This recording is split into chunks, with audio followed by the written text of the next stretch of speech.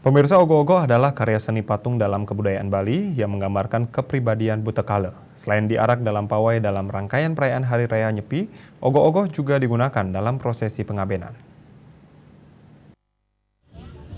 Cikal bakal ogoh-ogoh berasal dari budaya Subak yang tak lain merupakan pengembangan dari lelakut. Istilah lelakut atau petakut terdapat dalam lontar pemuruk pantun yang artinya ruang yang memberi ketakutan. Menurut budayawan I Gede Anom Ranware, petakut biasanya dibuat oleh petani ketika terjadi merana atau serangan hama. Petakut tersebut berwujud sepasang orang-orangan bernama Rare Angon atau laki-laki dan Rare Ciri perempuan yang merupakan cikal bakal ogoh-ogoh tersebut. Untuk membuat aktivitas Subak itu menjadi magis, maka dibuatlah ritual dengan menggunakan sarana upacara saat menancapkan lelakut tersebut. Penancapannya pun dengan mencari hari baik, biasanya pada hari Kajeng Kliwon. Rare Angon identik dengan pikiran yang selalu mengembara. Dari kata inilah membuat budaya ini berkembang sesuai dengan proporsi yang diinginkan Desa Kalepatre itu sendiri. Budaya Subak dengan menggunakan lelakut Rare Angon dan Rare Ciri ini diadopsi sehingga adanya pengarakan ogoh-ogoh dalam pengabenan. Namun Guru Anom menegaskan tidak semua pengabenan memakai ogoh-ogoh. Pengarakan ogoh-ogoh hanya dilakukan pada pengabenan mewangun yang menggunakan bade awin atau utamaning mewangun. Ogoh-ogoh ini akan muncul ketika pengabenan itu dalam tingkatan mewangun utama, dan juga ogoh-ogoh ini ada kaitannya dengan dengan Rare Angon. Sebenarnya ini pengembangan dari budaya Subak yang dimodifikasi, yang dijiwai oleh agama. Makanya ini dikemas menjadi sebuah budaya yang berakarkan agama. Ogoh-ogoh itu sendiri dari apa yang disampaikan oleh Ida Pranda Gede Baskara almarhum, bahwa ogoh-ogoh itu berasal dari kata goh. Goh itu sendiri artinya tambahan kalau dalam kamus bahasa Bali, yang berarti ogoh-ogoh itu berarti ada fisikal yang ditambah dari bentuk aslinya, lebih dari ukuran normalnya. Nah, ogoh-ogoh ini muncul dalam pengabenan, yaitu dari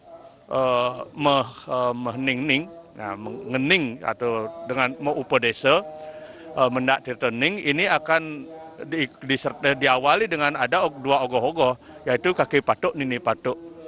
Ketika kita berbicara tentang kaki patuk, nini patuk, ini filosofinya adalah turunnya Dewa Wisnu dengan Dewi Sri yang mengajarkan manusia untuk bertani, bercocok tanam.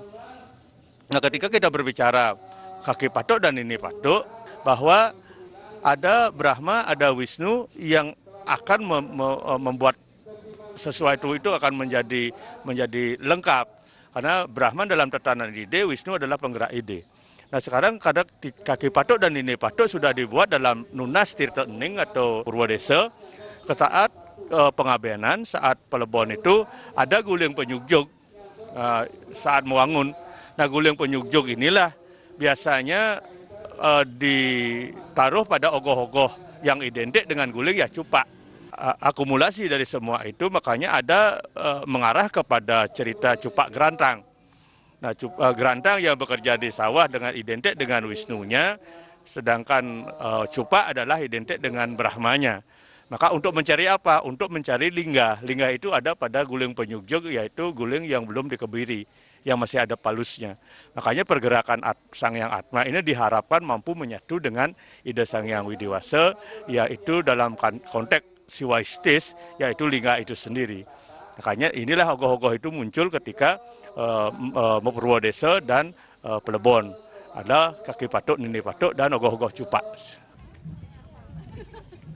Dalam sastra yang telah disebutkan, ada sarana-sarana yang harus digunakan dalam utamaning mewangun atau ngaben mabade awin, seperti angenan, pisang jati, baris poleng, gender, dan gambang, dan pengantarnya adalah guling penyugjug yang terbuat dari anak babi yang belum dikebiri.